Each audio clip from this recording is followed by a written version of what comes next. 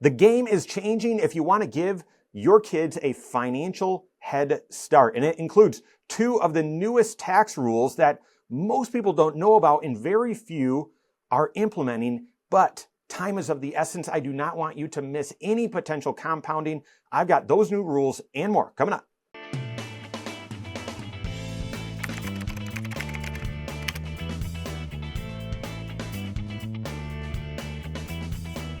The most common phrase said by new clients coming into our offices for the first time is, "Oh, I wish I would have started sooner. I wish I would have started sooner." We hear that all the time. And the truth is, if you've got that regret right now or feeling like, I wish I was further along in my finances, you're just one wise financial decision away from an upward spiral in your financial life. So you can get there. But starting sooner, wish I would have started sooner. I think that's more of a universal feeling that getting a head start or a jump start is so critical. And I would say starting sooner right now is even more important maybe than it used to be. We could do an entire video, maybe an entire series of videos about how difficult it is for young adults to get started financially these days with housing affordability and rent being sky high and student loans and all these are potentially barriers for them as they're getting started in their financial life as well to get started early building that financial independence. So thankfully, there are a couple of new tax laws that make it potentially, if this is a goal of yours, to help your kids get a financial head start. And if you've got resources for it, there's a couple of new tax laws that could mean a significant head start, meaningful head start for your kids or even grandkids, and potentially meaning, seven figures on one and well more than seven figures in another. So I'm going to share those two new tax laws as well as a third idea if you're open and wanting to give your kids a financial head start. Not that it has to do with the new tax law, but it's something that's been on my heart lately. So I'm going to share those with you. Now, the purpose of this is really to just do a flyover of these different ideas and not do a full deep dive into all the details. I'll have follow-up videos where I'm going into the details to help you apply these new and unique tax laws so that you can take advantage of them. But in this video, I want to make you aware of them so that if it applies to you and you've got this goal, you can dig deeper later. The first is the new law that allows you to transition unused $529 into a Roth IRA for that child or for that student. That's right, the $529 to Roth IRA transfer. The $529 has been traditionally thought of as a college savings tool. It's now been expanded to just an educational savings tool beyond just college, but it functions from a tax standpoint a lot like a Roth IRA. We used to say it's the Roth IRA, but for college, where your contribution does not get you a tax deduction on your federal tax returns. It might give you a state tax benefit, but there's no benefit on the contribution from a federal tax standpoint. All of the growth and investment activity within the account is all sheltered from taxes, so dividends and capital gains and interest, none of that lands on your tax return. But then when you withdraw the dollars, if you use them for a qualified educational expense, then the dollars come out not taxable, okay? The growth specifically is never taxed and is withdrawn tax-free. Because you never got a deduction on your contribution, that comes out not taxable as well. So functions very similarly to a Roth.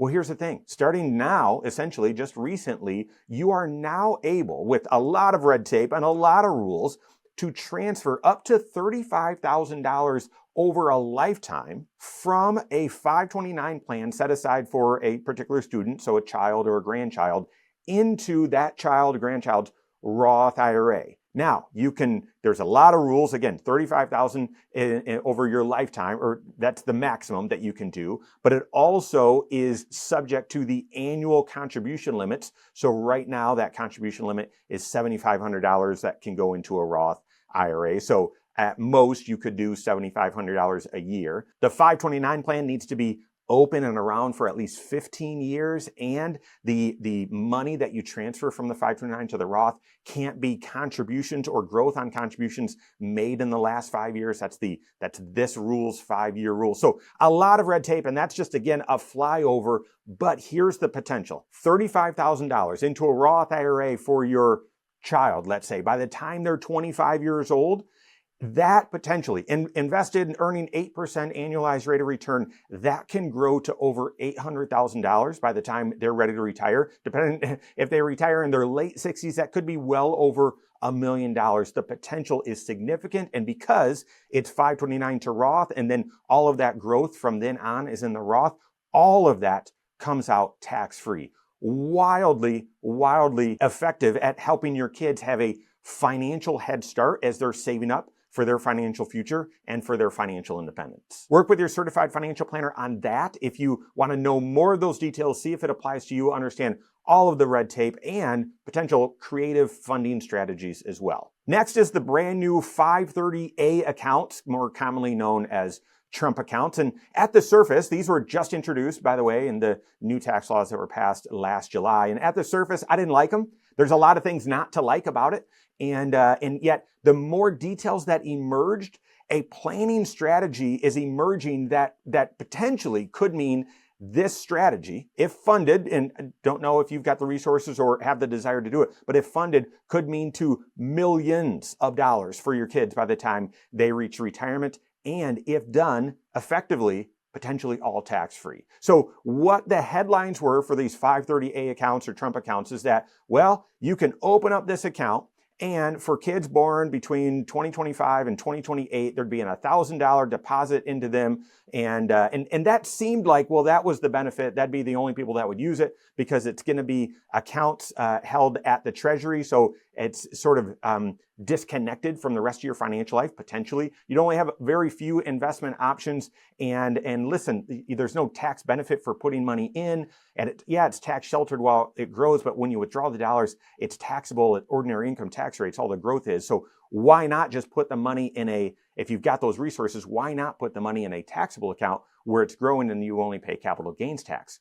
Well, here's the why, okay? These 530A accounts or Trump accounts are essentially IRAs for that child, but don't have all of the benefits of an IRA. And that's why it is so crucial. You might hear that and say, no, that still sounds terrible. Why would I do that? Get this. So you can contribute. In addition to that $1,000 of money available for newborns, okay, anyone, as soon as these accounts are open, which is supposed to be July 4th of this year, anyone can put $5,000 into this account per year for a child up until that child turns 18. You do not get a tax benefit for that contribution. You don't get one. All of the investment growth and capital gains and all that, that's all still tax sheltered. But then after age 18, what happens when that child turns 18 is it essentially turns into an IRA for that child. It turns into an IRA for that child. And therefore, what that means is you could potentially, when the child's 18 and in college and not really earning any money, you could start converting that money from an IRA to a Roth IRA for that child.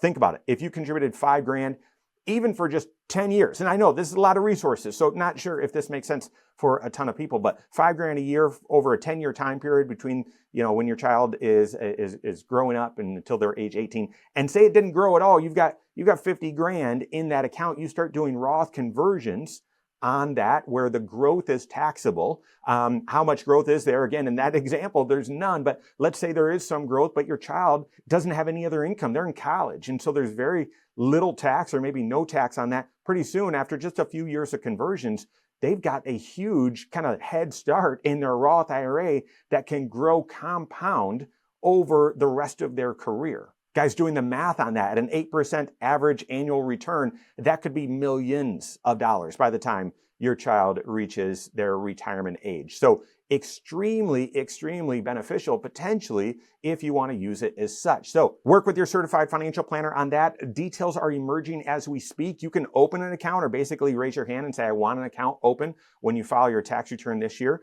But they won't officially be open to be funded until July 4th of this year. So more details coming on this channel. This is a growing and sort of new issue. And so make sure you hit that subscribe button so you stay connected to this channel. We'll give you updates along the way. And then the third, and this one is just on my heart, the third way to potentially give your child a financial head start. If that's a goal of yours and you have the resources to do it, this one doesn't have anything to do with new tax laws, but it's more just been on my heart as I'm looking around, and I've got young kids. The oldest is turning 16 here soon, and middle child's 13, and youngest just had a birthday. He's 8. So I'm just looking at them as they're, as they're growing, and the olders are getting closer to making some really big decisions about college and starting their life. And I'm just looking at houses and vehicles and college and saying, it's going to be very difficult for these folks to, my kids and yours to get a great jump in their finances and get a really good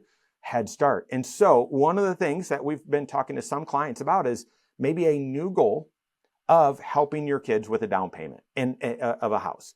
Now, this is a new goal, even though, that idea has been around for a while. Maybe you've already helped some of your kids with down payments. Maybe you received a gift and some help with a down payment. But with housing affordability stretched, I would say, to the max, and I guess only time will tell, it's going to be more and more difficult for young people to get into homes.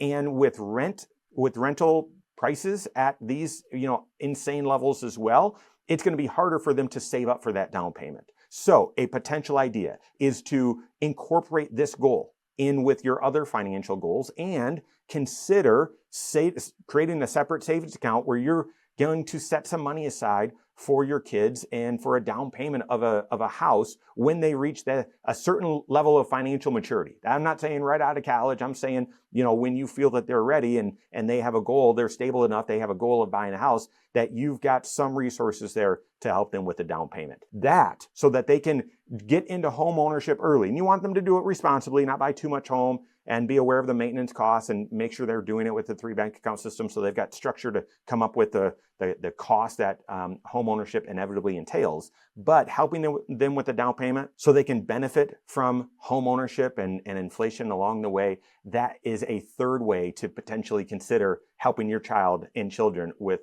getting a head start in their finances. So the first 2 are very technical. The third, obviously, more emotional, but would involve some strategy, working with your CFP, seeing where it fits in your overall financial life, and really all of these, seeing where they fit, right? Your financial life is made up of 6 areas, and while 2 of these are creative sort of tax planning ideas, they also incorporate investment planning. But guys, it connects directly with the foundation of everyone's financial life, and that's your present financial position, your cash flow, right? Do you even have the resources and the motivation? Are these goals of yours? Do you have the resources to even attack these? Work with your certified financial planner on that. Make sure that you've got one plan, that all 6 areas of your financial life are working together. If you don't have a CFP on your team, you can contact one on my team. Find us online, Korhorn.com.